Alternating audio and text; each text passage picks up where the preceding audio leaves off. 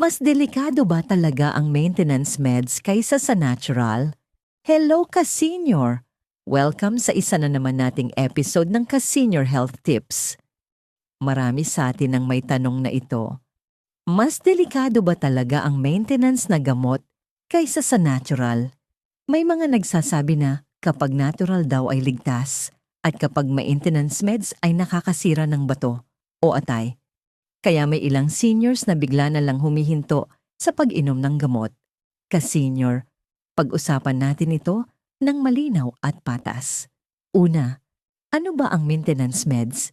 Ito ang mga gamot na iniinom araw-araw para kontrolin ang kondisyon tulad ng high blood, diabetes, kolesterol, sakit sa puso, o uric acid. Halimbawa, ang gamot sa high blood ay tumutulong pababain ang presyo ng dugo para maiwasan ang stroke. Ang gamot sa diabetes ay tumutulong kontrolin ang asukal sa dugo para hindi masira ang mata, bato, at ugat. Kapag tama ang pag-inom at may gabay ng doktor, ang maintenance meds ay hindi kaaway. Sa katunayan, ito ang tahimik na nagpoprotekta sa iyo araw-araw. Maraming seniors ang nabubuhay ng mahaba at maayos dahil hindi nila tinigil ang kanilang maintenance. Ngunit totoo rin ka-senior na may side effects ang ilang gamot. Halimbawa, may gamot na pwedeng magdulot ng hilo, panghihina, o panunuyo ng bibig. Mas nagiging delikado ito kapag iniinom ng sobra, mali ang oras, o pinagsasabay sa ibang gamot o halamang hindi alam ng doktor. Ngayon naman, pag-usapan natin ang natural. Ang natural na paraan tulad ng tamang pagkain, pag-iwas sa alat at matatamis, regular na lakad, sapat na tulog, at pag-inom ng tubig ay napakalaking tulong. Halimbawa, ang pagkain ng gulay at isda ay nakakatulong sa puso. Ang paglakad araw-araw ay tumutulong sa blood sugar at sirkulasyon. May mga halamang gamot din na nakakatulong, tulad ng ampalaya para sa blood sugar o luya para sa pamamaga. Pero ka-senior, mahalagang tandaan, natural ay hindi ibig sabihin ay ligtas sa lahat.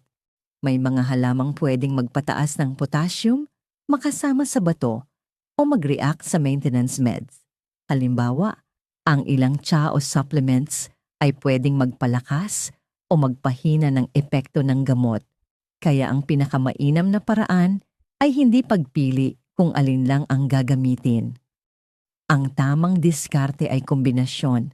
Ang maintenance meds ang nagsisilbing pangunahing proteksyon habang ang natural na paraan ay suporta para gumanda ang kalusugan at minsan ay makatulong para bumaba ang dosage.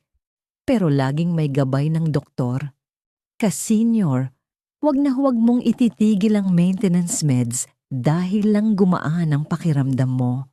Maraming sakit ang tahimik. Kapag itinigil bigla ang gamot, pwedeng biglang tumaas ang blood pressure o sugar nang hindi mo namamalayan. Paalala lamang ka-senior, bago ka uminom ng halamang gamot, supplements, o bago magbago ng routine, kumonsulta muna sa iyong doktor. Sabihin mo rin sa kanya ang lahat ng iniinom mo, gamot man o natural, para maiwasan ang panganib. Kung nakatulong sa iyo ang episode na ito, huwag kalimutang i-like ang video, i-share ito sa kapwa ka-senior at sa pamilya mo, at mag-subscribe para sa mas marami pang ka-senior health tips. Hanggang sa muli, ingat po tayo lagi at God bless!